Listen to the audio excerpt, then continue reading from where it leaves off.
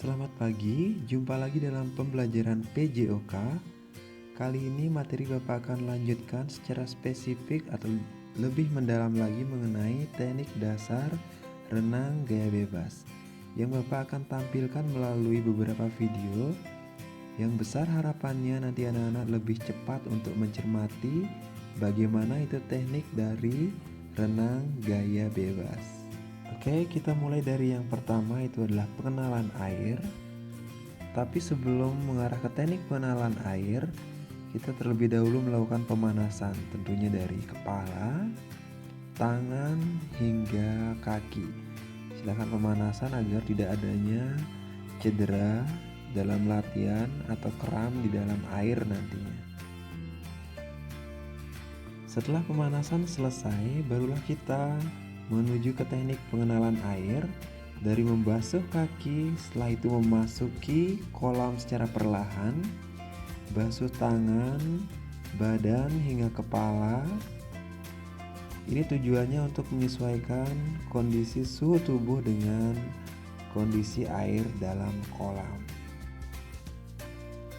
Untuk pemula, pengenalan air tentunya dilakukan di kolam yang dangkal.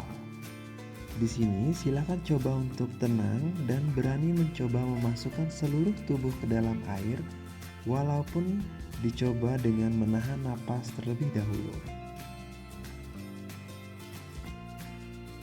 Kunci untuk bisa renang adalah berani dan harus bisa tenang di dalam air.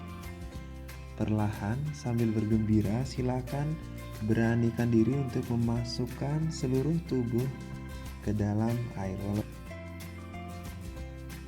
Untuk teknik yang kedua, Bapak akan mengarah ke pernapasan terlebih dahulu, yaitu bisa dilakukan dengan berpegangan di dinding kolam, dimulai dari menarik napas di permukaan air atau di luar permukaan air dengan mulut, kemudian hembuskan napas di dalam air, bisa dengan mulut ataupun bisa juga dengan hidung.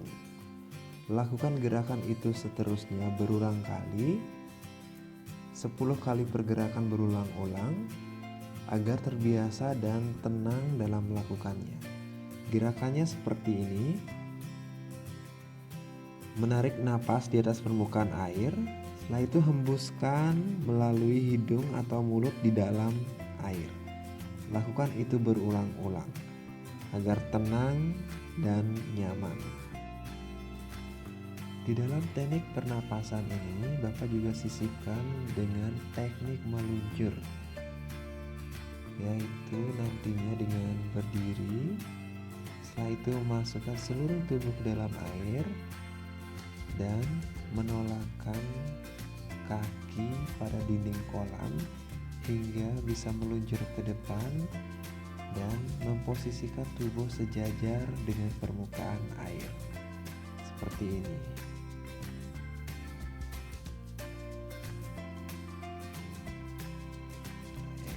Meluncur dengan sejajar permukaan air.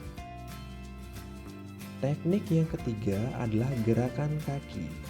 Posisi tangan masih sama di dinding kolam, tapi posisi badan hingga kaki lurus ke belakang sejajar dengan permukaan air. Gerakan kakinya naik dan turun bergantian. Gerakannya lemas dan tidak kaku. Minimalisir tekukan di lutut. Pusat dari gerakan ini adalah di pangkal paha. Silakan lakukan teknik ini, naik turun bergantian pada kaki. Latihan gerakan kaki juga bisa digunakan melalui bantuan pelampung seperti gerakan berikut ini. Setelah gerakan kaki dikuasai, anak-anak bisa kombinasikan dengan teknik pernapasan seperti ini. Jadi kombinasi kaki dan napas, masih berpegangan di tembok atau dinding kolam. Oke, selanjutnya ini adalah peragaan kombinasi kaki dan teknik pernapasan dengan bantuan pelampung. Jadi peragaannya seperti video berikut ini. Setelah bisa dengan menggunakan pelampung, sekarang coba tanpa pelampung. Jadi gerakan kaki dan napas tanpa pelampung gerakannya seperti ini. Teknik selanjutnya adalah teknik gerakan tangan. Untuk gerakan tangan, kita bisa latihan menggunakan pelampung. Latihan dulu satu tangan atau satu persatu. Tangan kanan terlebih dahulu. Lalu kalau sudah tangan kanan, giliran dengan tangan yang kiri. Untuk napas, nanti kita barengan latihannya adalah menggunakan arah ke arah samping badan. Seperti video berikut ini latihan gerakan tangan kanan. Saat menarik, sekaligus melakukan gerakan napas ke arah samping kanan. Ini latihan gerakan tangan satu saja, tangan kanan.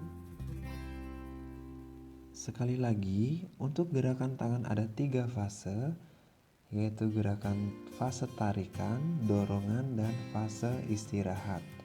Saat fase istirahat tersebut berbarengan dengan gerakan menarik napas di atas permukaan air. Ingat, pernapasan dilakukan ke samping badan atau arah samping.